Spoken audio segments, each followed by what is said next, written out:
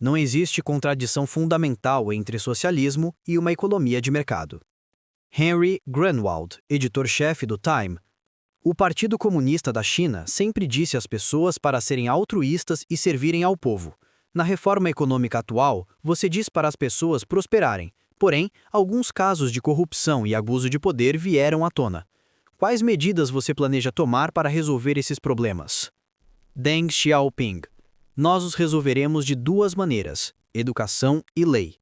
Estes problemas não podem ser solucionados da noite para o dia, nem podem ser resolvidos efetivamente com algumas palavras de algumas pessoas. Mas, nós temos confiança de que nosso partido e nosso país são capazes de gradualmente reduzir esses fenômenos negativos e eventualmente eliminá-los. Grunwald. Seriam esses fenômenos indicativos de uma contradição de difícil resolução? A contradição entre uma economia de mercado e um sistema socialista? Deng Xiaoping.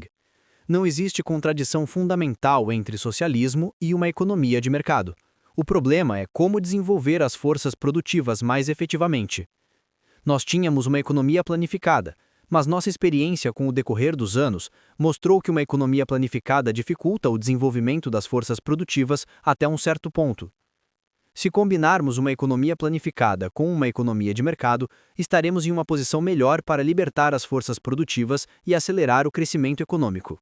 Desde a terceira sessão plenária do 11º Comitê Central do nosso partido, temos consistentemente reforçado a importância de defender os 4 princípios cardeais, especialmente o princípio de manter um sistema socialista.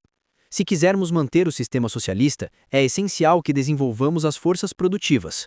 Por muito tempo, não conseguimos resolver esta questão satisfatoriamente. Em última análise, a superioridade do socialismo deve ser demonstrada com um maior desenvolvimento das forças produtivas. Por isso, devemos continuar fazendo uso de alguns métodos capitalistas úteis. Está claro agora que o caminho certo é se abrir para o mundo, combinar uma economia planificada com uma economia de mercado e introduzir reformas estruturais. Isso vai de encontro com os princípios do socialismo?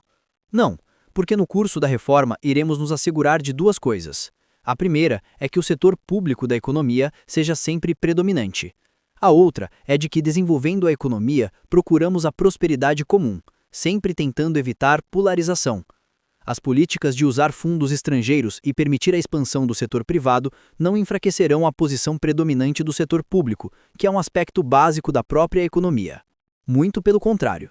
Estas políticas têm o objetivo de, em última análise, desenvolver as forças produtivas mais vigorosamente e reforçar o setor público. Enquanto o setor público tiver um papel forte na economia da China, a polarização pode ser evitada. É claro que algumas regiões e algumas pessoas irão prosperar antes de outras, então estes podem ajudar a outras regiões e pessoas para que gradualmente consigam o mesmo. Estou convencido de que os fenômenos negativos que agora se encontram na sociedade irão desaparecer com o crescimento da economia, com o aumento do nosso nível científico, cultural e educacional, e com o reforço da democracia e do sistema legal. Resumindo, a maior tarefa na China hoje é a de nos jogar de corpo e alma para impulsionar a modernização. Enquanto botamos em jogos as vantagens inerentes ao socialismo, também estamos empregando alguns métodos capitalistas, mas somente como forma de acelerar o desenvolvimento das forças produtivas. É verdade que algumas coisas negativas apareceram no processo, mas o mais importante é o progresso gratificante que conseguimos alcançar quando iniciamos as reformas e seguimos este caminho. A China não tem alternativa além de seguir este caminho. É o único caminho para a prosperidade. Donald McHenry, professor do Instituto de Diplomacia da Universidade de Georgetown e ex-representante dos Estados Unidos nas Nações Unidas. Está satisfeito com os membros, dirigentes atuais e líderes? Você acredita que continuarão a política de reforma? Deng Xiaoping. Gostaria de chamar sua atenção para a nossa última conferência do partido. 2 medidas importantes foram tomadas naquela conferência.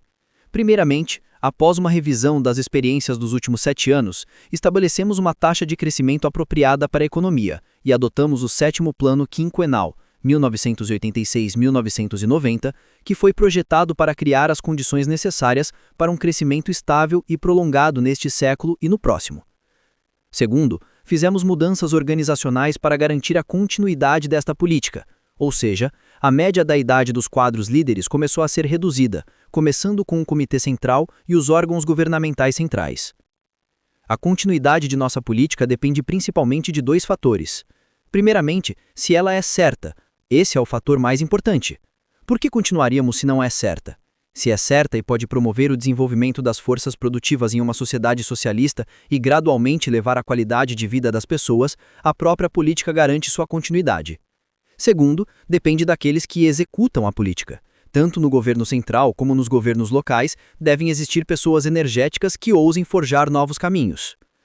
Depois da terceira sessão plenária do 11º Comitê Central do nosso partido, começamos a reduzir a média da idade dos quadros e, claro, estamos tentando nos assegurar que eles são mais revolucionários, mais educados e mais profissionalmente competentes.